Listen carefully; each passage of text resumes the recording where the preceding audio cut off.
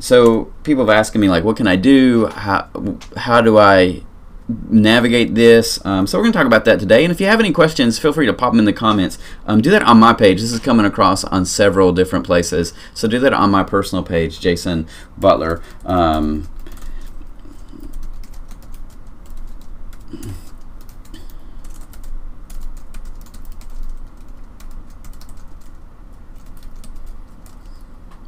Yeah, so here we are. This morning I was thinking about Romans 12, and it goes like this. It says this. We all know this, right? It says Romans 12:1. Therefore I urge you, brothers and sisters, in view of God's mercy, to offer your bodies as a living sacrifice, holy and pleasing to God. So we have one thing here. Paul is telling us to offer our bodies as a living sacrifice. We have this idea of sacrifice all through Scripture.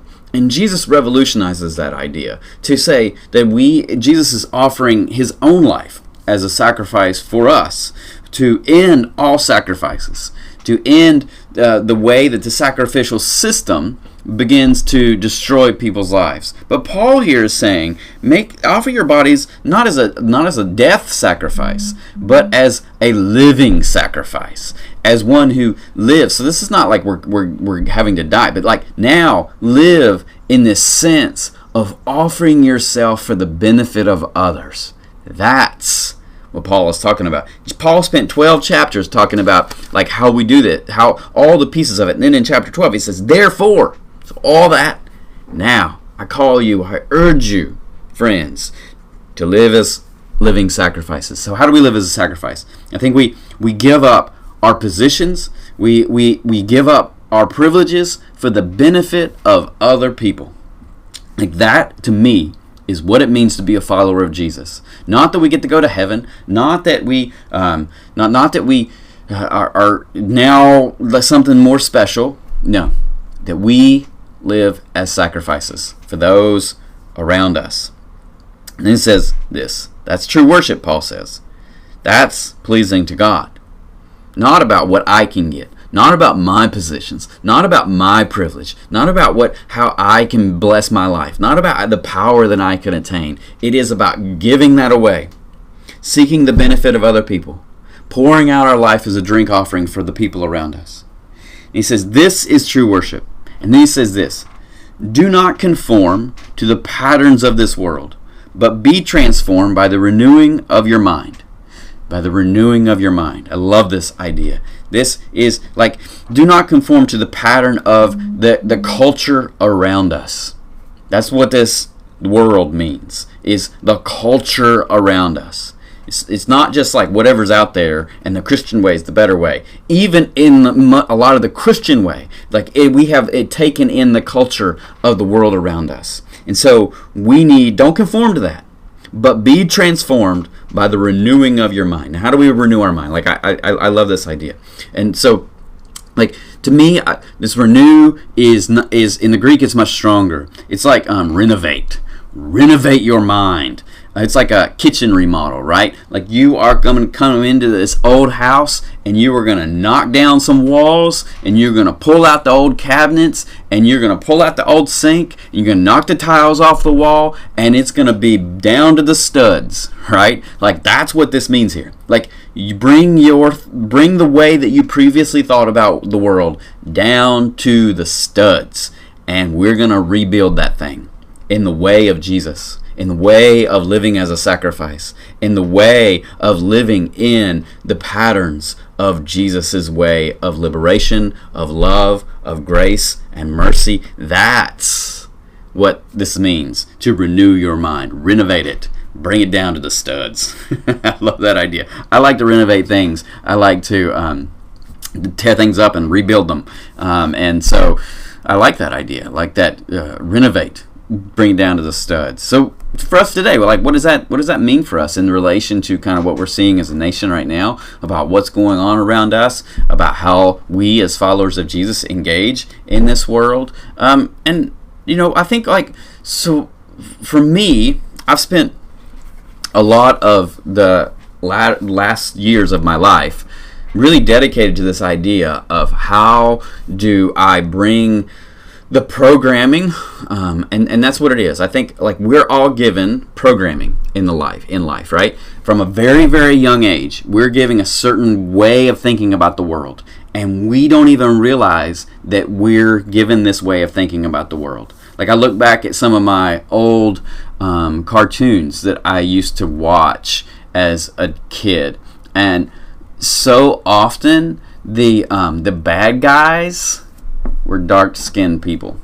Like I didn't even know this. I didn't realize this. When old westerns, oftentimes, who were the bad guys? They were Native Americans. In cartoons, bad guys, the enemy, even if they weren't real, if they're like some sort of alien or like something, they were the heroes were light-skinned, and the villains were dark-skinned.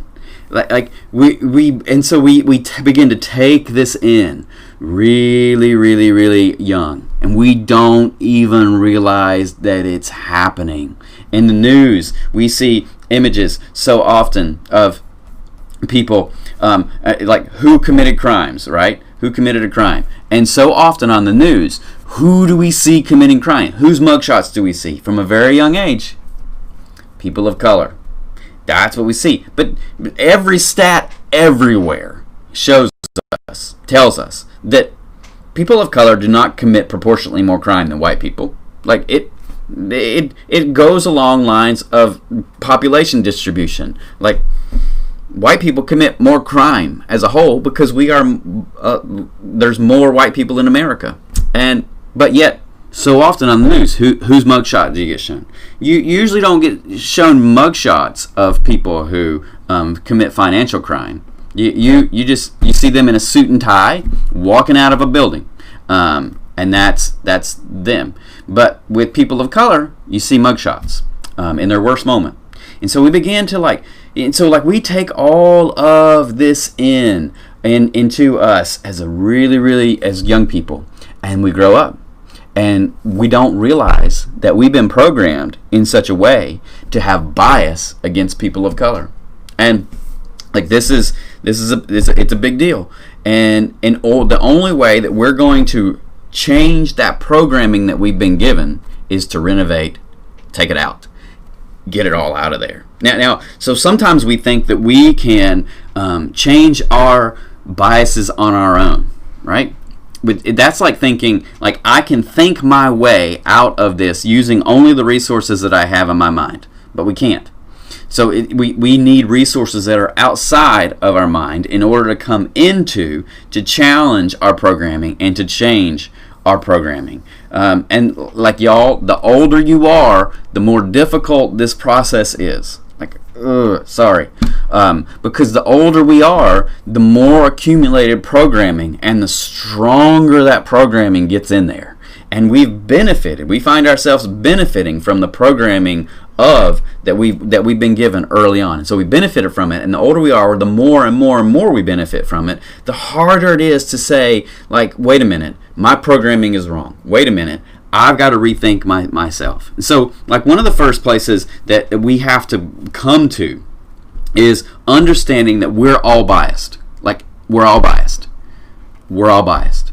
The people that sometimes say, they come at me like, I don't have any racial bias. Like, ooh, you know that addict that's like, I don't have a problem. Like, okay. The first step to recovery is admitting we have a problem. And the same thing here. The first step of kind of renovating our mind, reprogramming ourselves away from racial bias into being people of sacrifice, like we have to admit, I've got bias. There's some great tools online. I took this test. Harvard has it, and you could probably find it just by searching anti-bias or racial bias study Harvard. And they have this quiz. And so they take you through this quiz. It takes like 10 or 15 minutes, I think. And then they present the results to you and say, are you biased or not? First time I took that test, I was like, I'm not biased. Like, I know I'm not. I work in this. And I was biased. Like, we all are. It's so deep in there that we don't even realize it. And so that for me was like a signal of like, yep, I got it too, and now I got to work really hard to not have it anymore. but understanding I'm always going to have it. Like as a white guy, as a white man growing up in America, I've been given so much programming.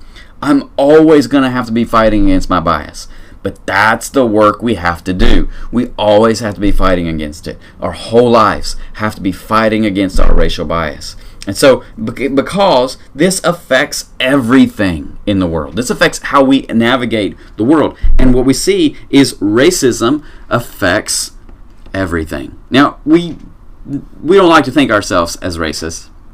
I get it. It's a strong word. We've all been given it. Racism affects everything. Racism is basically the idea that one group of people, oh yes, Winsome just posted the racial bias test on the comments, so it is there if you are interested in it. Thanks, Winsome, for doing that. Like racism affects everything. Like how we view different people affects everything, because we are so biased that it can't not affect like jobs, the economy, housing, governmental policies, the economy, like prisons, courts. Like it affects everything. And so like for me, as you know, a relatively successful white guy in his 40s, I look at it and I'm like, well, it doesn't affect me. That's no excuse. Like I've got to be the sacrifice. And I don't mean like I'm sacrificing myself. No, I need to live in the way of Jesus. I need to live in the way of Jesus and say, yes, this may not directly affect me, but it's affecting my friends. And so I've got to work really hard because I believe in Jesus and I believe in the way of Jesus, and I believe that I need to live like this. How can I benefit other people? I need to challenge that in me in order to help my friends, to come alongside, to say like, hey, you know what, I have a privilege, and so I need to work in the systems in order to lessen the effects of racism on the people of color in America. And that is work that I can do. So a couple people have asked, like, what can I do? How can I navigate this? And I think just this is very basic primer, very basic understanding of things. One is we need to listen to black voices. White people out there, listen to black voices and believe black voices. Like they are experts on their life. They are experts on their communities. When black voices tell us how it is in their communities, how the police have treated them in their communities, it is not our place to say, well, no, stop it. They're experts in their fields. They're experts on their lives. They're experts on their stories. They know how their experiences have gone. And so if they tell us that their experience growing up in communities of color are a certain way, then believe them. Believe them. Believe in them as experts. Believe in them as their stories. And we need to dedicate ourselves to listening to black voices. Like this is something that white people need to do more and more and more of. We need to listen to black preachers. We need to read black authors. We need to watch black poets. We need to listen to black theologians. We need to listen to any field of like, how do we listen and put ourselves under the leadership of black folk around us? Like that is super important. And that begins to change us. There's plenty of resources, books, interviews, blogs, TED Talks, online. I mean, you can stream everything now. Like, dedicate yourself to listen to black voices. Listen to their stories. Listen and don't challenge. It's not your role to challenge them. You know, when we're listening to something, think like, yes, that I need to hear this. Just tell yourself, I need to hear this. Even if it makes me uncomfortable, even if it offends me, even if my programming tells me that's not my history, that's not my experience. It's okay. You're right. That's not your experience, but it's their experience. So listen, believe them. The second is let's not ask our black friends to explain racism to us. Let's not ask our black friends to explain how what we can do. There are enough resources out there. There are enough online content that we can go educate ourselves, and we don't need them to be the educators on racism. They've suffered through it, and so we need to educate ourselves and dedicate ourselves to that. We need to follow their lead. I've through this process, I've in here in Raleigh, there are a handful of black leaders that I think are doing incredible things, and I am just following them. And I follow their stuff. And if they say, "Hey, show up to this," or here's what we need to pass with City Hall," or if sign this petition, or show up to this thing, or use your voice to speak to this one issue, yes, I'm doing it. That's what I'm doing, because I here don't need to be the leader. I need to be the follower to their lead, and do the best that I can to empower what their work that they're doing. And how can I get alongside of that? How can I use the privilege that I've been given to empower the work that they're leading? Not to take it over, not to be out front, but just to get behind and to follow their lead. And I think one of the other big things is just refuse to be offended. Immediately, right? We've been given this program, we believe certain things about the world, and we need to refuse to be offended. You can do it. We're adults. We're big people. We can refuse to be offended. And so, if we hear from a person of color who's pushing back on our positions, don't be offended. Just let it in there. Take a deep breath. Let it in there. Listen to it. Because they're speaking and trying to transform, trying to renovate our thinking, our programming. So don't let our previous programming of the way that we've been given the way the world has given us the programming of racial bias. Let's not allow that to allow us to be offended. Bring it down to the studs. Bring our thinking to the studs when it comes to this. This is a long journey. It is hard work. One of the books that I'm recommending people to read. There are a bunch of great books out there. And one of the books that I'm recommended to read is How to Be an Anti-Racist. So not just how do I kind of challenge my own bias, but how do we even go beyond that to be an active anti-racist, to stand against racism wherever we see it, however it's working in the world, to stand against racial bias. And that's one of the things I see as my role is helping my community, which is predominantly white, is to help them understand how to be actively an anti-racist, to work for the good of communities of color, to challenge our own thinking, but also the thinking of our spheres of influence. We have those, and you know what? To me, it's no longer okay to go home and sit at Thanksgiving and have people talk openly, let their bias come out and talk negatively against people of color and communities of color, and us not say anything. I think we got to say something. We got to speak up. We got to challenge. We got to be the ones that are out there. It's nope. We can still be friends. We can still challenge our friends, and that doesn't mean we just have to refuse to be offended. But everybody's getting offended all the time at everything. Just refuse to be offended. And keep the issues on the issues, right? One of the things that I see is hey, we're talking about police violence against communities of color, and then we kind of morph into all these other issues. This is happening out there, and this is happening out there, and let's keep it to the point. Let's keep it on how policing in communities of color is disproportionately affecting people of color, how it's hurting communities of color. Let's keep it there. If that's what we're talking about. If we're talking about something else, then let's talk about that thing. But it's easy to kind of draw in and to dismiss kind of the issue and to dilute the issue at hand. So let's keep the issue on the issue. And right now, the issue is how policing needs to be reformed in communities of color. And I'm all on board that. That doesn't mean that I hate police. I don't hate the police. I know many police officers. But there needs to be change. There needs to be reform, because this bias is well entrenched in many people who this sort of culture is entrenched in within all of us in America. And so we need to challenge it. We need to change it. And so I hope we can do that. And I believe this is the work of Jesus. I don't believe this is some work of something else. I believe this is the work of the church. We should be out there leading the voices of how to be anti-racist, because that is the legacy of Jesus. Oftentimes we think Why don't we have more integrated churches in America? Well, that's how racism works too. Is if you go back to the history, a lot of times we don't know the history stuff.